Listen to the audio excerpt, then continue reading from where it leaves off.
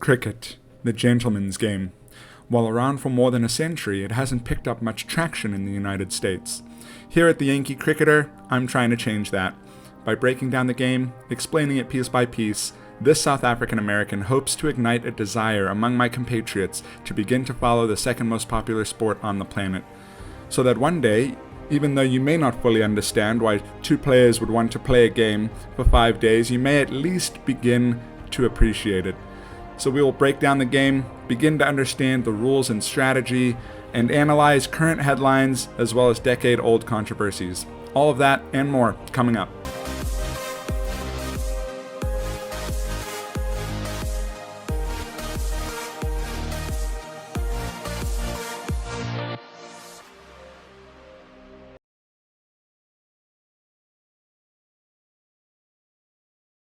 Welcome back to episode 5 of the Yankee Cricketer podcast, and this week we're going to be looking at a scorecard and written commentary of the game of cricket, just so that if you come across a scorecard somewhere online, or if you watch a game and you hear the commentary, you're kind of familiar with some of the things you're going to hear.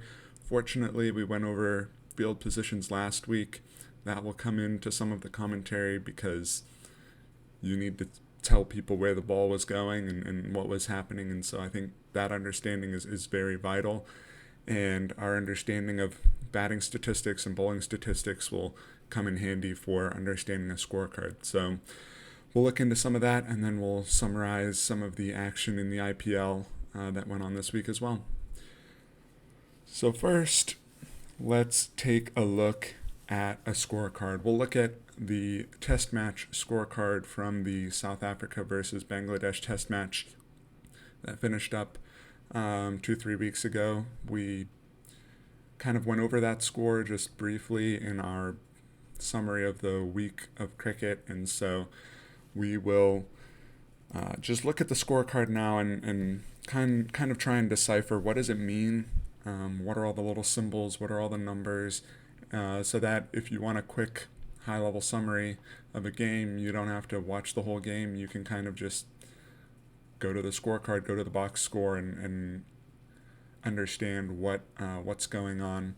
I think we'll get into graphs and charts in a later podcast once we've done this, so probably next week, because that's kind of an extension of the scorecard. If you think of like a basketball shot chart, so if you were to go to like ESPN and look at a box score for basketball, they have a bunch of different tabs or whatever you can go to, and one of them will show you like the shot chart where all the shots have been taken from, and it'll give you a summary of every play that's happened, and stuff like that. And then it'll show you the graph of like the two scores, and that kind of gives you a little bit of a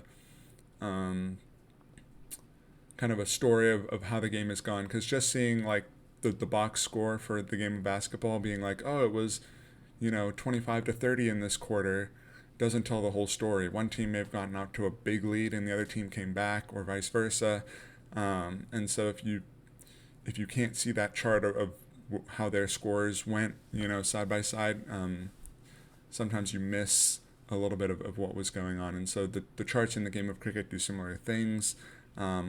You have charts that will show you where the batsman scored, what parts of the field he was hitting the ball to, how many runs he scored to each side of the field, etc. And so we'll go over that in a future podcast. But for now, we're going to look at this scorecard. So as we pull this up, if we look at South Africa, first innings up there at the top. And so if you remember, we talked about an innings is just everyone batting through, right, until they're either all out or until they decide to declare and they decide to not bat anymore. We haven't really talked about declarations, but we'll get into that later in this podcast. But you see there, Dean Elgar, Sarel Urwi opening the batting. So openers, that's the first two batsmen. They're called opening batsmen. Elgar with the C in brackets, he's the captain. So the captain will always be denoted in the scorecard with the C.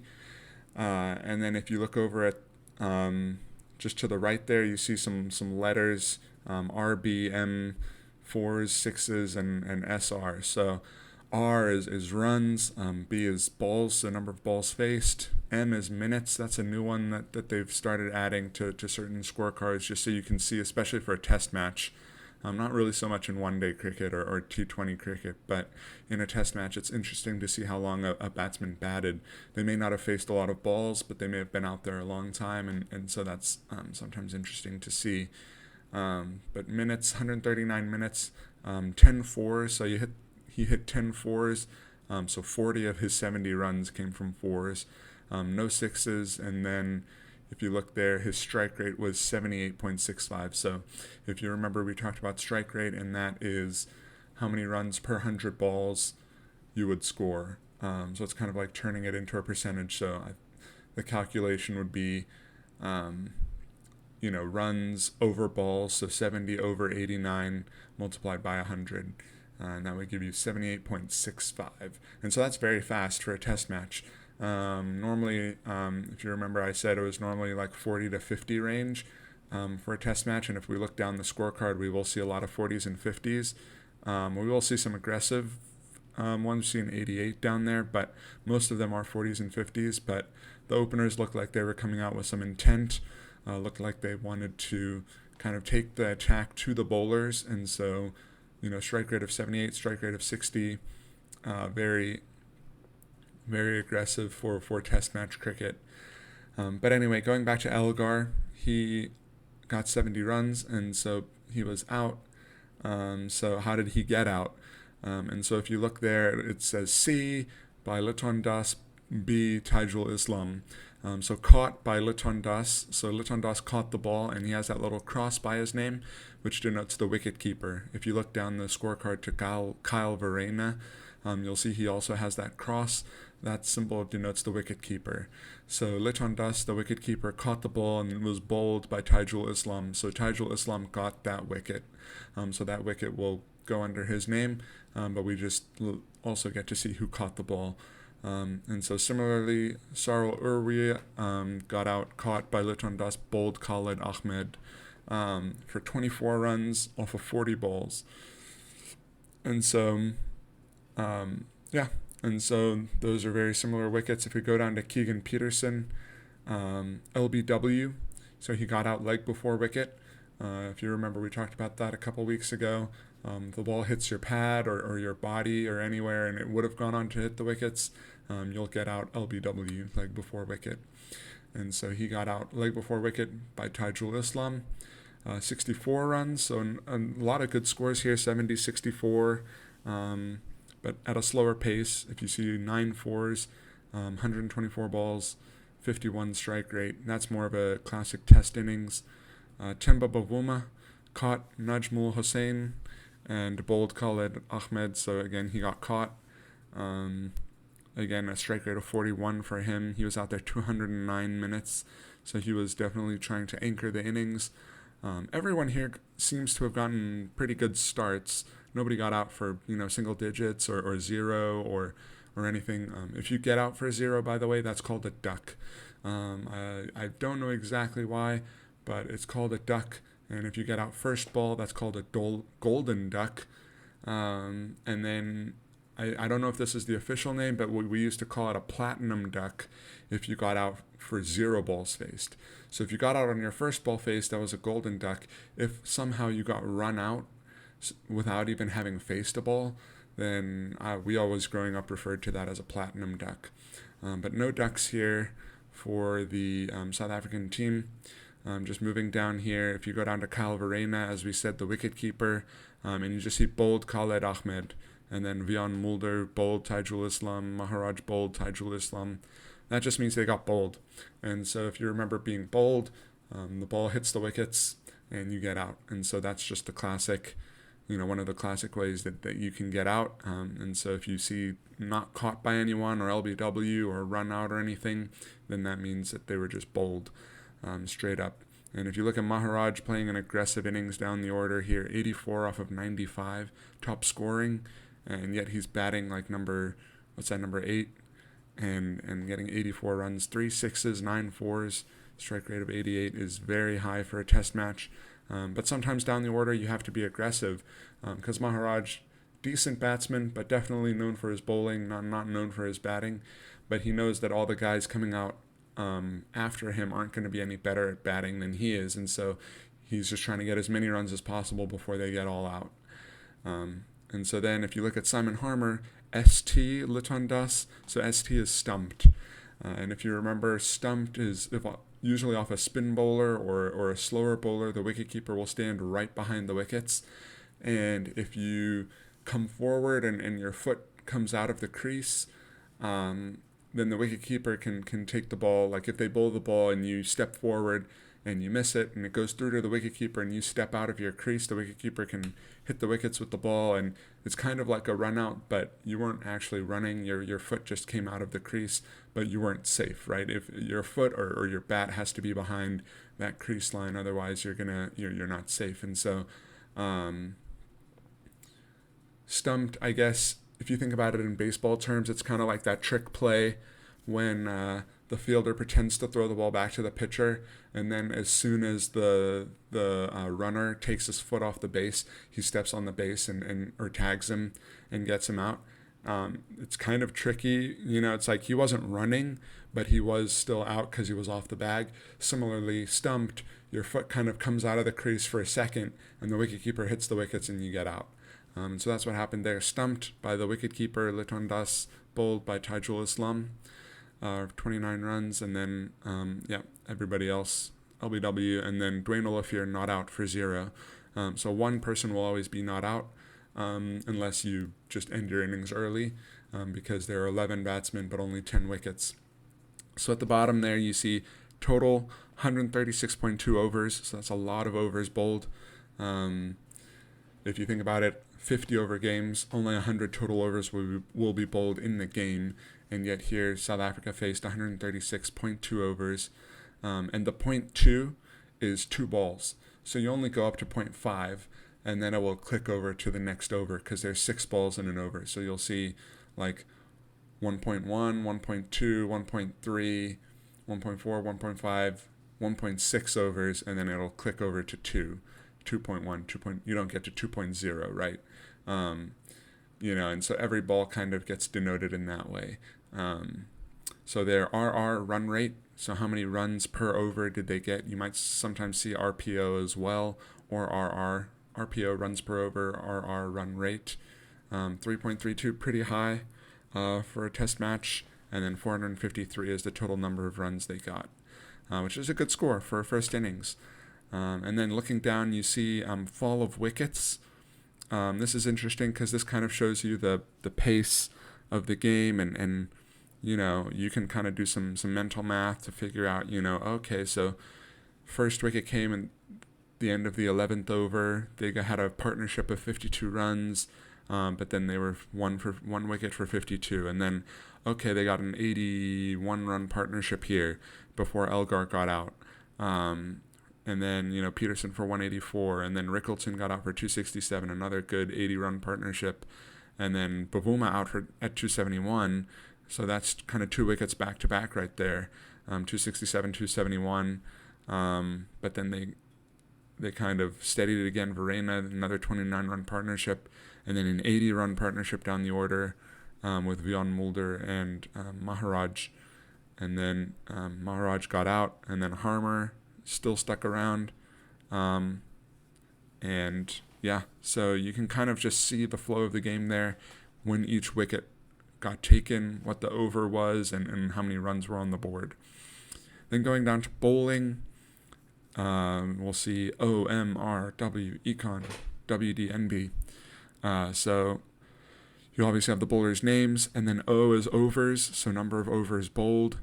Tajul Islam is a spinner, so he bowled 50 overs on his own. So that's like an entire 50-over game he just bowled on his own over the course of about 2 days, or a day and a half. So spinners can bowl a lot of overs because they don't have long run-ups. It doesn't take as much effort to bowl spin, and so they can bowl longer stretches without getting tired. But anyway, so O is overs, M is maidens. So a maiden is when there are no runs in an over. That's called a maiden over. No extras, no runs, nothing. 6 balls, all dot balls, which a dot ball is a ball in which no runs are scored. On a scorecard that you would write in, just old school, those scorecards, you would denote balls in which no runs were scored as a dot. And so that's why they're called dot balls. And so if you bowl 6 dot balls in an over, then that's a maiden over. No runs were scored. And then you can have a wicket maiden if you get a wicket, or a double wicket maiden if you get 2 wickets and then give up no runs in an over. But anyway, quite a few maiden overs here. You won't see any maiden overs in a 20-over game, hardly ever. And in a one-day game, you'll rarely see them, but every now and then in a 50-over game, you'll see maiden overs. In test matches, it's far more common. But then R is runs. How many runs did this bowler give up? So you see 3 of them there gave triple digits. And then if you look there, you'll see W is wickets. So how many wickets did they each take? So Tajul Islam, 6 wickets. Khaled Ahmed, 3 wickets. And then economy, or econ, is economy rate, which is how many runs did they give up per over. So if you remember run rate or runs per over, that's like a batting statistic. The bowling equivalent is economy or economy rate. How many runs does this bowler give up per over? And you see Tajul Islam 2.7, not bad, especially seeing as though the overall run rate was 3.32. He was under that rate, so he was keeping it tight. That's just what they'll say if they're saying a bowler is not giving up many runs. They're keeping it tight. They're bowling a tight line. They're not giving the batsman much room to play. They're not giving the batsman much opportunity to score. So he kept it tight and he got wickets. And then WD is wides. And then NB is no balls. So you can see only 1 wide and only 1 no ball. So not many extras in test match cricket.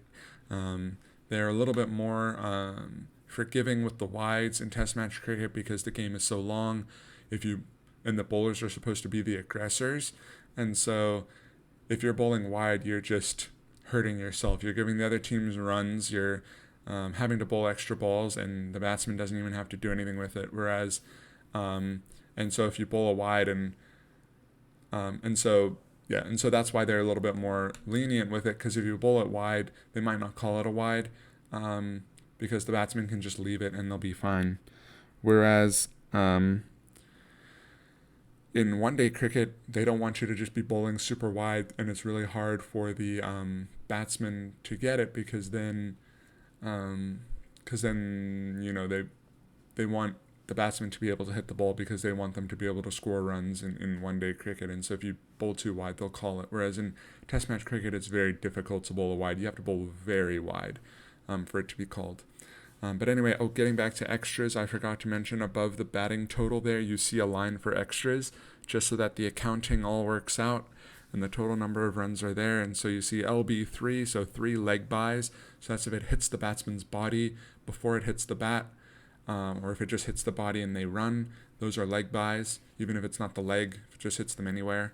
And then NB1, W1, so 1 no ball, 1 run from no balls and 1 run from wide, so 5 total runs from extras. So pretty tight innings from Bangladesh, not many extras at all.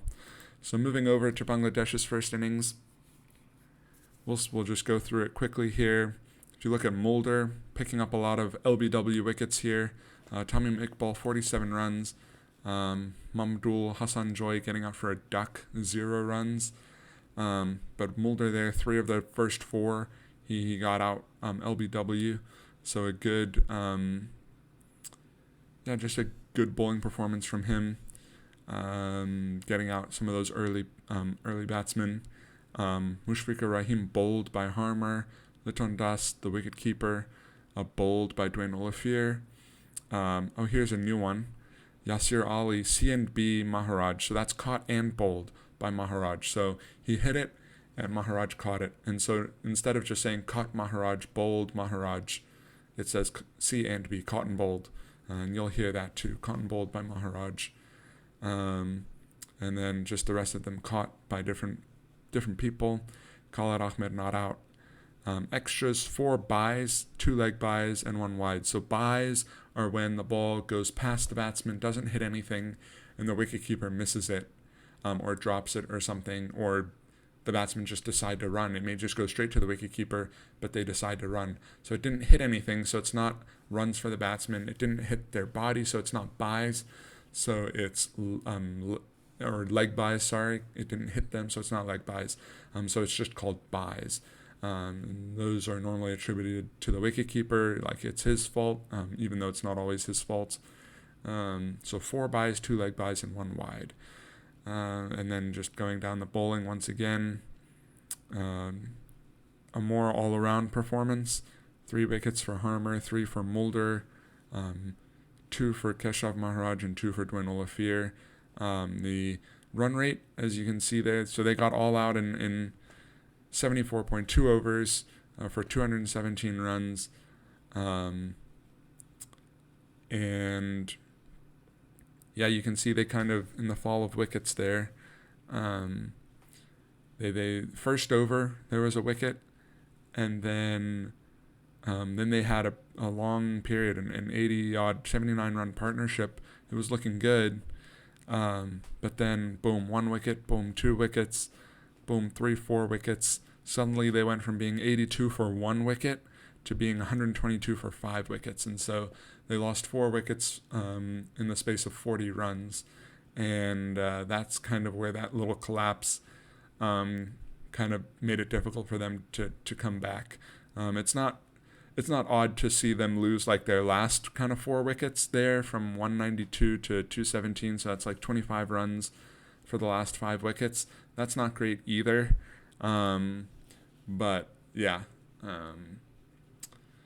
it's you can kind of see the collapses in the fall of wickets there. But yeah, a run rate of 2.91. Obviously, Lazard Williams, no wickets, and his economy of 4.25 is unfortunate. Simon Harmer, economy of 3.77 is pretty high because that's above their run rate. But Mulder, 1.92, incredible economy, 7 maidens out of 13 overs. Very well bowled from him. So if we go to South Africa's second innings now, we see here something a little different. So we see caught and bowled and bowled and LBW, caught, bowled. But you'll see here Kyle Verreynne not out, strike rate of 130. So he was definitely being aggressive, going for it. They were just trying to build up runs, right? Because if you remember, they scored 453 and Bangladesh scored 217. So going into this second inning, South Africa is already winning by over 200 runs, about 236 runs already. So they're already leading by more than Bangladesh scored in their first innings. But time is also running out because they've already had over 200 overs in this game so far. And you never know, with rain and stuff, you might lose time. So South Africa's coming out here in their second innings and they're saying, okay, we're going to try and score as many runs as possible, as quickly as possible, build up a lead of about 400 or so, and then we'll go and bowl again. And so that's what they do. They come out, everyone's strike rate is above 50, some of them in the 60s, some of them in the 80s, and then the strike rate of 130. And so you see there, 8 extras, 4 byes, 4 leg byes, 39.5 overs, run rate of 4.41, which is a lot higher than any of the other run rates we've seen because they're just being aggressive. And then you see 176/6D. So if you're watching the game like on TV and you're looking at a score, it'll often denote it as a score, a number of runs / the number of wickets. So it'll be like 100. In this case, it's 176 for 6. That's how they'll say it. Or it's 81 for 1, or 200 for 5, and that just means 200 runs for the loss of 5 wickets, or 176 runs for the loss of 6 wickets. And so that's how you read that score. And then the D means declared. And so you can declare your innings over. If you don't want to wait for them to get you all out, you can say, because the bowlers, maybe if they're saying, hey, we're not going to score however many runs that they're putting up here, we're just going to bowl super wide all day, and they can't hit the ball and they can't get out. And then, then the batsmen just end up hitting their own wickets with the bat to get out. You just get some weird things going on if you aren't allowed to declare, if, for some reason the batting team doesn't want to bat anymore. And so they allow the batting team in Test match cricket to declare. and say we don't want to bat anymore. We give up the rest of our innings. We concede the rest of our innings, and so we're done. So this is South Africa's second innings, and if you remember, each team bats twice. So South Africa is saying we're done. We're not going to bat anymore. So even if West Indies, if Bangladesh was to come out and surpass South Africa's score, South Africa can't now say, oh, well, remember, we declared, we still have like 4 more batsmen to come out and try and win. No, if you declare, you're done. You can't come back in and bat again. So they're saying, nope, we think we have enough runs on the board. We're confident in our lead, and so we're going to declare and let Bangladesh come back in and bat so that we can have enough time to bowl them out and win the match. And so as you see here, Bangladesh second innings, and you see the target of 413 runs in brackets there at the top. And so they need 413 runs to win the match in their last innings. And as you can see, it did not go very well for them. Maharaj down there, the bowlers, 12 overs, 7 wickets. So 7 wickets in 12 overs is incredible. They got all out in 23.3 overs. So that tells you Harmer and Maharaj are both spinners, and they bowled the entire innings themselves. And so that tells you the pitch was pretty good for spinners by the end of the match. There had probably been a lot of wear and tear on it, and depending on how the groundskeeper had prepared it, it probably just deteriorated in such a way that the spinners were enjoying it. It was gripping and turning and making it difficult for the batsmen, maybe some uneven bounce, some things like that. And so Maharaj took full advantage of that, picking up 7 wickets. It did not start well for Bangladesh and did not get any better. At no point were they ever, in it. And they lost their last 3 wickets for 0 runs.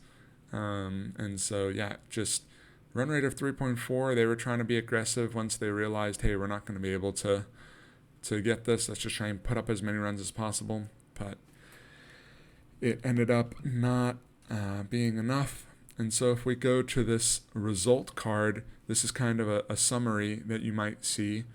And so you see South Africa, they're highlighted in bold because they won. And so 453 and 176 for 6 declared versus Bangladesh 217 and 80. And so South Africa's at the top because they batted first. And so that shows you that they batted first. And then you can see under there, South Africa won by 332 runs. And then player of the match, Maharaj, for his 84 runs in the first innings, and then 2 for 57, so 2 wickets / 57, so 2 wickets for 57 runs, and 7 wickets for 40 runs. So it's kind of just a flip of the 176 for 6. The wickets are coming first. And so he's the player of the match, so he had 9 total wickets in the match and 84 runs. Good performance from him. And then this was the last match of the series, and so Maharaj won player of the series, 108 runs total and 16 wickets. So good job by him. And so that's kind of how you would read a scorecard just online somewhere. We're going to look at a couple more scorecards that you might see just like on TV if you're watching. And so this first one, Australia and India, this is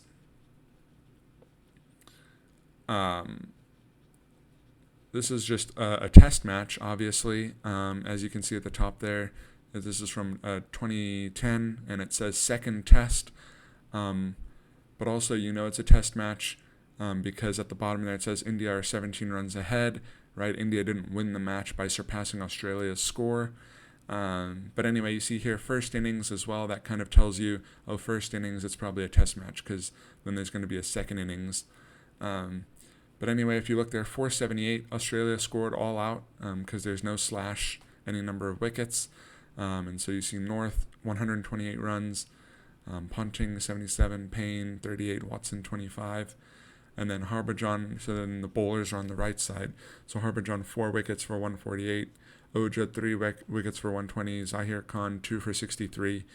So that's the bowlers' wickets. And you can see the wickets don't add up to 10, which means that there's probably a run out because runouts don't get attributed to any of the bowlers. They're kind of like a team wicket. But if there was another bowler that got wickets, they would have showed up there. And so then India comes out, Tendulkar double 100, 214, Murali Vijay 139, Pujara 74, Sehwag 54, and then you see Mitchell Johnson 3 for 105, George 2 for 48, Hilfenhaus 2 for 108, and so that's only 7 wickets showed on the bowlers, which means there was probably 3 runouts that India got, because again, if the way that bowlers get denoted on this match summary is if they get wickets, and so then it's most number of wickets for least number of runs is how it gets sorted. So that's kind of that. And so then if we go to another match summary, this is a different match, Australia versus India, but again, it's a test match. And this is just the you might see this on TV.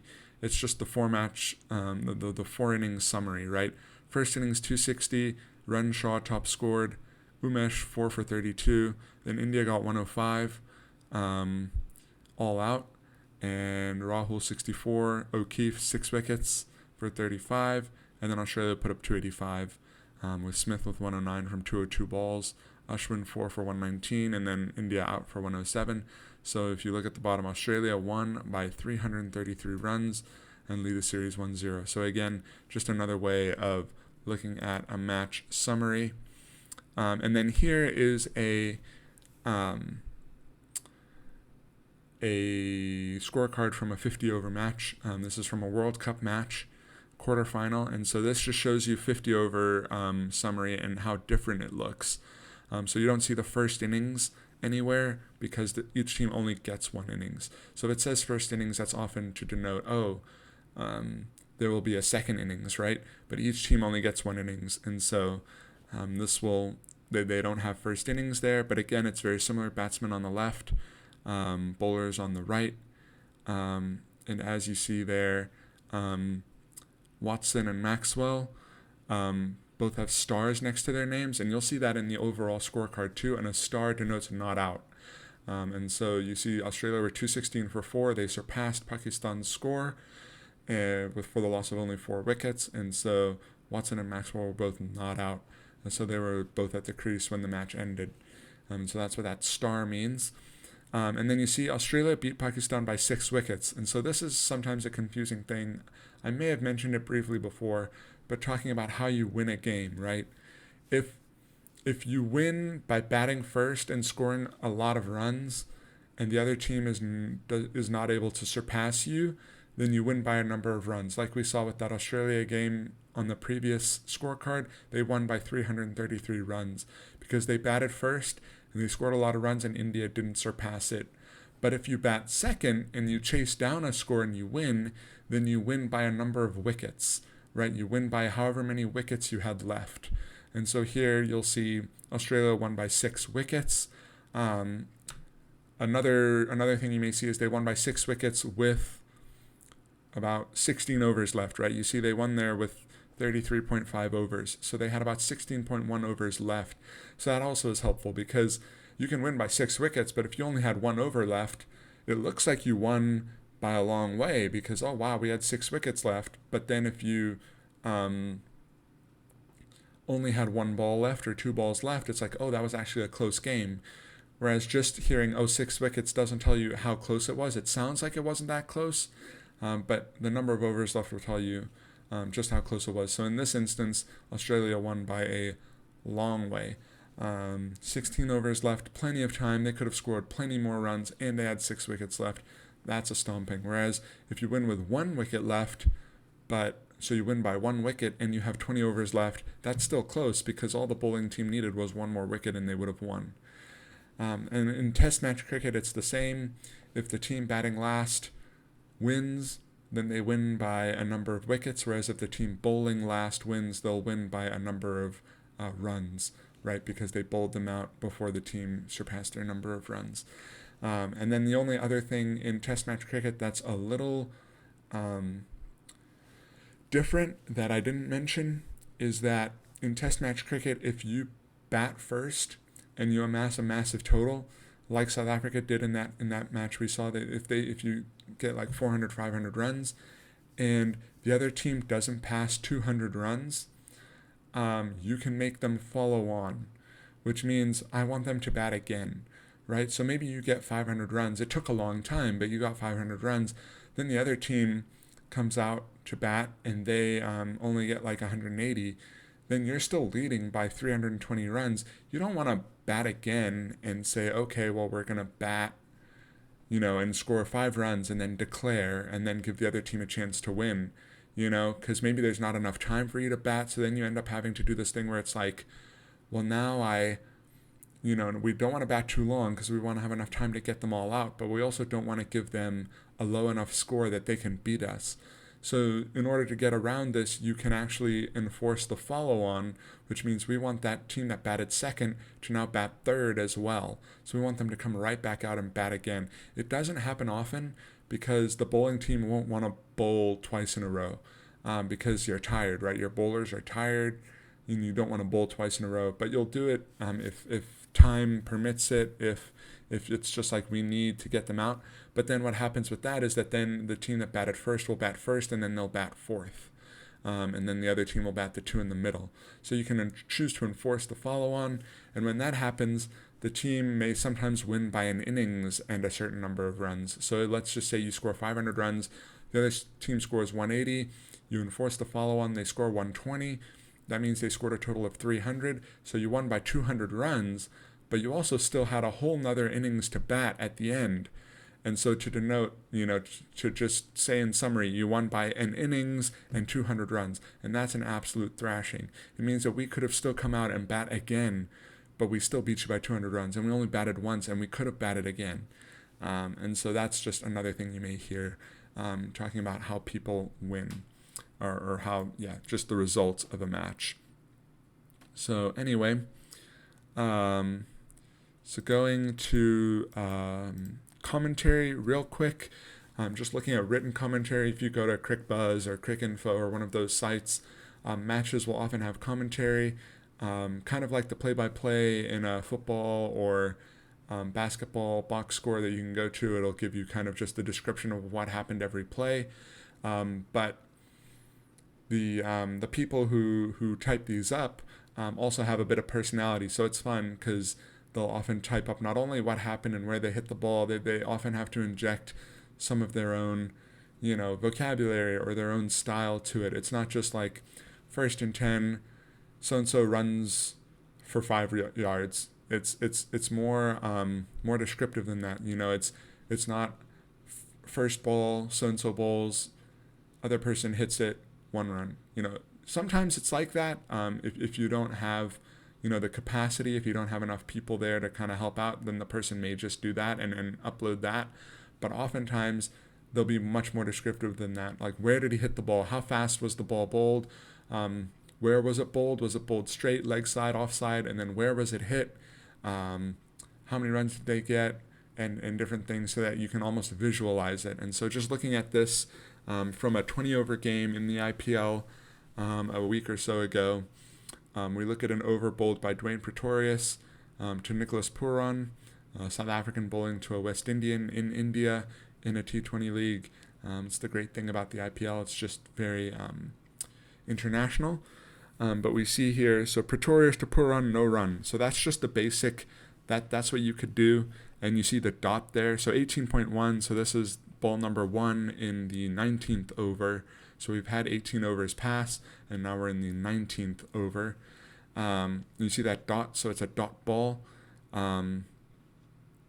So those numbers or the dot, the dots and the 4 and whatnot, that's what you would see if you were writing in a scorecard. That's what you would be putting in to denote what happened for that ball. So no run, and then you see it's highlighted in bold, which often means something could have been a wicket or an almost wicket. So Skyer dropped a deep square leg. So if you remember last week, we learned square leg, kind of right 90 degrees from the batsman on the leg side, and then deep square leg is just on the boundary from there. And so in a T20 game, often there will be lots of men on the boundary because they're trying to hit the ball very far, trying to get boundaries because the batsmen are aggressing in those in that format. So Skyer dropped a deep square leg. So Skyer, you can I don't know if I've ever heard that term before, but I know what it is just from looking at it. It's obviously a very high ball. It got hit extremely high and dropped, so it could have been a catch, but someone dropped it. So then he gives us some description here. Full on the stumps. So full, if you remember, is length. So if you remember, we talked about length a while back. Short, full, good length, and full is closer to the batsman, right? Closer to the batsman's toes. So full on the stumps. So the stumps are the wickets. So it's a full ball. It's straight. So it's bouncing kind of close to the batsman, and it's straight. And so Puran launched the flick. So he tries to flick it off his legs. So he tries to that's a type of shot. He flicks, but it goes straight up. The fielder had enough time to settle under it, but could not hang on. And so that just gives you a description of what happened. I can visualize that entire play. If I was to watch the highlight now, I would not be very surprised. Or if I was to pick this out of like 3 highlights, I could probably pick this out from, if you gave me 5 different plays, I could very easily pick this out because I can just visualize what's happened, right? So next ball, Pretorius to Puran, 4 runs. That's just the basic what happened. And then whacks a low full toss off down the ground. So outside off down the ground. So whacks, he's swinging hard, low full toss. So full toss means it doesn't bounce. So obviously Pretorius is trying to go for the Yorker. If you remember, we talked about a Yorker being the one that bounces on the batsman's toes. He's trying to get a Yorker, but he doesn't succeed. So he gets a low full toss, which means it's easy for the batsman to hit. Because if it doesn't bounce, they can just hit it. They don't have to worry about it moving or anything off the bounce. And so it's a low full toss outside off. So off stump, if you remember, is if the batsman's standing there, their legs are on one side, and so there's middle stump, and then their legs are kind of covering leg stump, and then the other stump is off stump. So there's a low full toss outside off stump, which means it's not going to hit off stump, but it's kind of outside. So it's kind of going wide of the off stump. And he hits it down the ground. So down the ground is just straight back past the bowler, probably over the bowler. To the right of the bowler. So there you go. So down the ground to the right of the bowler, raced along the turf to the fence. So there you go. It was on the ground. He didn't hit it in the air. He hit it on the turf. Goes to the fence, which is another term for the boundary, and 4 runs. So then Pretorius to Puran, no run, 3rd ball. So you see the dot, and then Santner drops a twirler at long off. So a twirler, I would guess, is one that is kind of moving in the wind, a ball that was kind of up high and kind of moving in the wind and spinning and doing things, and Sandner drops it at long off. If you remember, that's straight down the ground on the offside on the boundary is where long off is. And so he had a simple catch to his right. It popped out of his hand and went back. He tried to take it with a couple of attempts but could not hang on after Puran drove the ball, full ball outside off with limited elevation. So he drove it full ball, so full again, pitched up, towards the batsman, full outside off stump, and he drove it. So you remember kind of a drive is kind of just going straight through it, and so it didn't have a lot of elevation. It was kind of a flat one, and then the twirler kind of was moving around. He was kind of bobbling it, and just a lot of twirling going on. So then 4th ball, Pretorius to Puran, 1 wide, so 1 W.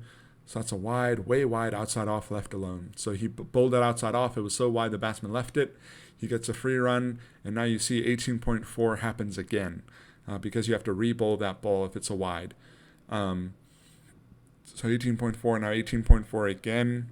Pretorius 2 runs, full outside off, so he's definitely just hitting this outside off line full, and Puran slashes it behind short third off the outside edge. So there's a short third man, so behind short third man, off the outside edge, it's kind of slashed, or he kind of tries to cut at it, and it hits his edge and goes kind of behind square, behind the short third man, and they get 2 runs.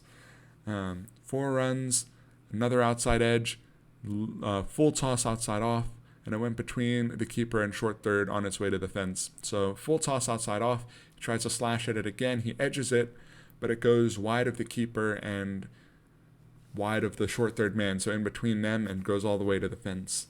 And then 1 leg by, the last ball of the over, Pretorius to Puran, 1 leg by. LBW denied and reviewed by CSK. So it looks out, he went across, so Puran went across, which means that he stepped across his wickets, kind of putting his full body in front of the wickets, or sometimes even going all the way across and revealing the wickets like behind their legs almost sometimes. So he went across to try and flick it again like he did earlier on the first ball, but he was slightly squared up, which means that he misjudged it and it kind of came straight on. He was trying to just flick it, and he kind of just it kind of bounced up on him, and he didn't wasn't expecting that, and it and so he missed the flick and hit the right of the front pad. So he kind of steps across, tries to flick it off his legs, hits his pads, and so they appeal for LBW, and it gets given not out, and so CSK, the team, Chennai Super Kings, they review it, they challenge it, they say, we think that's LBW, but the Hawkeye says that it's going down leg, which means that it's missing leg stump. And so he survives, and he's not out, and they get one run. So he stepped across, tried to flick it, hit his leg. The bowling team is appealing to say, we think that's out. But then while they're appealing, the batsmen take one run and get a leg by, and it's not given LBW. Now, if it had been out LBW and they had challenged it and the decision was out LBW, then they would not have been given that leg by run. But in this case, they get given the run because he was not out. And so anyway, that's just a quick summary of looking at commentary, some of the things you will expect to see. If you don't understand all of the, second part, that's fine. If all you understand is, Pretorius to put on no run, Pretorius to put on 4 runs, that's good enough. And then as you watch the game more, you'll start to understand the second part where they're describing what's going on. But just wanted to give you a little bit of a heads up as to what that looks like, so that you can, if you ever go online, you can see something online and not be totally confused as to what's going on. But anyway, that's looking at Scorecard and looking at some commentary, and we'll get into some more statistics and graphs next time. But for now, we'll go to news of the week. So for the news of the week in the world of cricket, once again, still just Indian Premier League going on, and British or English county cricket, 4-day games still going on. No real international series to speak of yet. We will get some in late May, early June. But for now, looking at the Indian Premier League table, Challengers Bangalore back in the top 4, winning against Chennai, one of the lower teams this week, breaking that loss streak of 3 games. And Lucknow at the top with Gujarat. Gujarat has been losing 2 in a row. They'd only lost 1 previously, whereas the Super Giants are on a 4-game win streak. Looking at some of the good games this week, we saw Rajasthan picking up a big win in the last over with just a couple balls remaining. Shimron Hetmeyer hitting a quick-fire 31 at almost 2 runs a ball to take them over the line.